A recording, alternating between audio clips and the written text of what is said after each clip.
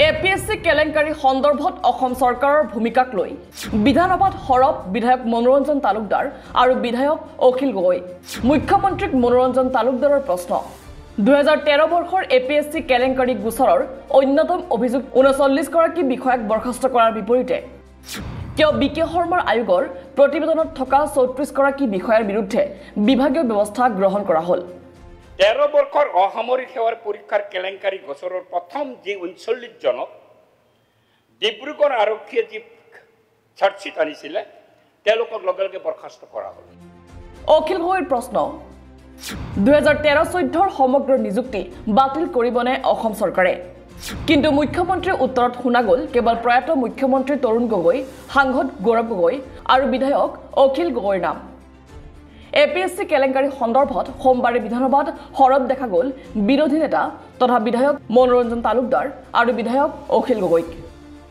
শেহতীয়াকৈ ৰাজহুৱা কৰা বিপ্লৱ কুমাৰ শৰ্মাৰ প্ৰতিবেদনক কেন্দ্ৰ কৰি বিধায়ক মনোৰঞ্জন তালুকদাৰে সদনত প্ৰশ্ন কৰে যে কিয় বিকে শৰ্মাৰ প্ৰতিবেদন চৰকাৰে গ্ৰহণ কৰাৰ 6 মাহ পাছত ৰাজহুৱা নকৰি 2 বছৰ 9 মাহ সময় ল'লে।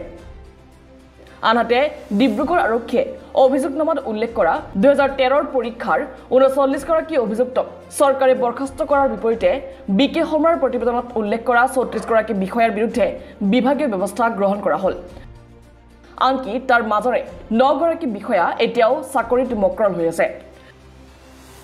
তেওঁ লগতে উল্লেখ কৰে যে বিকে শৰ্মাৰ প্ৰতিবেদনৰ পৰীক্ষা কৰি কাৰ্যকৰী কৰাৰ বাবে মুখ্য সচিব জিষ্ণু বৰুৱাৰ অধ্যক্ষতাত গঠন কৰা 5জনীয়া কমিটিৰ তদন্তৰ মাজতে বক্ৰ পথেৰে বাছনিভুক্ত বহু বিষয়াক পুৰস্কৃত কৰা হৈছে। এই যিটো টাৰ্মিনেশ্যন হ'ল, টাৰ্মিনেশ্যন ডিব্ৰুগড় পুলিচৰ ৰিপৰ্টৰ ভিত্তিত হ'ল। তাৰ পিছতে 34 বিষয়া, এই 34 বিষয়াক ন্যায়িক আয়োগে সাব্যস্ত কৰা স্বত্তেও তেওঁলোকক টাৰ্মিনেশ্যন চিম্প্লিচিটাৰত তেওঁলোকক হেৰি নকৰিলে। আনহাতে বিধায়ক অখিল গগৈয়েও বিকে শৰ্মাৰ প্ৰতিবেদন মৰ্মে 2013-14 বৰ্ষৰ বাছনিকৃত সমগ্ৰ প্ৰাৰ্থীক কিয় চাকৰিৰ পৰা বৰ্খাস্ত কৰা নাই তাক লৈ প্ৰশ্ন উত্থাপন কৰে। আনহাতে কিয় 6 মাহৰ ভিতৰতে দাখিল কৰিবলগীয়া প্ৰতিবেদন 2 বছৰ 9 মাহ ধৰি গাপ দি আছিল তাক লৈ প্ৰশ্ন উত্থাপন কৰে মুখ্যমন্ত্ৰীক। বিপ্লৱ শৰ্মাৰ ৰিপৰ্ট অনুসৰি গোটেই সেটটোকে মানে একেবাৰে কেনচেল কৰিব লাগে বুলি যিটো অৰ্ডাৰ আছে সেইটোৰ ব্যৱস্থা কৰিব লাগে। কিন্তু মুখ্যমন্ত্ৰী হিমন্ত বিশ্ব শৰ্মাই 2013-14 বৰ্ষৰ বাছনিকৃত প্ৰাৰ্থীসকলক চাকৰিৰ পৰা বৰ্খাস্ত কৰাৰ ক্ষেত্ৰত আইনগত অসুবিধাৰ দোহাৰি দি কয় যে আইনগত দিশ বিবেচনা নকৰাকৈ কোনো সিদ্ধান্ত ল'লে সকলো অপৰাধী ৰেহাই পোৱাৰ সম্ভাৱনা আছে। আনহাতে অধিকাংশ সময়ে মুখ্যমন্ত্ৰীগৰাকী ব্যস্ত হৈ থাকিল প্ৰয়াত মুখ্যমন্ত্ৰী তৰুণ গগৈ, সাংসদ গৌৰৱ গগৈ তথা কংগ্ৰেছ দলক কটাক্ষ কৰাত।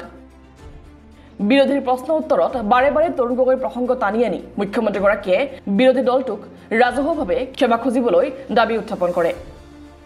আনহাতে বিকে শৰ্মাৰ প্ৰতিবেদনত হাঁহি হাঁহি তেওঁ বিধায়ক অখিল গগৈৰ নাম থকাৰ কথাও উল্লেখ কৰে। আনহাতে অখিল গগৈক নৈৰাজ্যবাদী হোতা হিচাপে আখ্যা দিয়ে মুখ্যমন্ত্ৰীগৰাকীয়ে। মইতো বেলেগ বস্তু হয়ে নহলে অখিল গগৈ ইমান দিন অসমক শেষ কৰি দিলেহেঁতেন। অসমত যি ধৰণে নৈৰাজ্যবাদ লৈ অহাৰ এটা ডাঙৰ ষড়যন্ত্ৰ চলিছিল, অখিল গগৈ ৱাজ দ্য ফ্ৰণ্টমেন। আজি সেই গোটেই নৈৰাজ্যবাদৰ ধাৰাটোক মোৰ ল'ৰা ছোৱালীক মই সমালোচনা সুৰত ধাৰ যি টি কওঁ, তথাপিতো মই থিয় হৈ থাকিলোঁ নহয়, আই উইল ৰেজিষ্ট ডেট। ইয়াৰ ওপৰত যেতিয়া প্ৰথম প্ৰবেশ্যন পিৰিয়ডৰ মানুহকেইজনক আমি উইদাউট ডিপি ছাছপেণ্ড কৰিছিলোঁ তাৰ ওপৰত বহুত ডাঙৰ জাজমেণ্ট ওলাইছে। তাত এটাই কথা কৈছে যে government has the right up to probation period. প্ৰবেশ্যনৰ পিছত আমি ডিপি কৰিবই লাগিব, ডেট ইজ দ্য অৰ্ডাৰ। আৰু ইয়াৰ ওপৰত আমি যিকেইটা কোৰ্ট পঢ়ি আছোঁ তাৰ ওপৰত আৰু বেলেগ বেলেগ কেছো আছে। আমি এটা কেছ পঢ়িছোঁ আৰু 10টা কেছ আছে। কিন্তু মনোৰঞ্জন তালুকদাৰ ডাঙৰীয়াক মই ৰিকুৱেষ্ট কৰিম যে যদি আপুনি এনেকুৱা কোনোবা ভাল অধিবক্তাই আমাক জুডিচিয়েল কমেণ্ট দিয়ে যে without DP at this stage also আমি খেদিব পাৰোঁ, খেদি দিম। কিন্তু হাইকোৰ্টেতো ডিপিয়ে কৰিব দিব খোজা নাই, ডিপিটোকো ষ্টে কৰি দিছে। যদি আপোনালোকে লক্ষ্য কৰে ডিপি নোহোৱাকৈ খেদাটোতো নেক্সট ষ্টেজ। আমি যিকেইটাৰ এগেইনষ্টত ডিপি কৰিছোঁ কেইবাটাও ডিপিও হাইকোৰ্টে ষ্টে কৰি দিছে।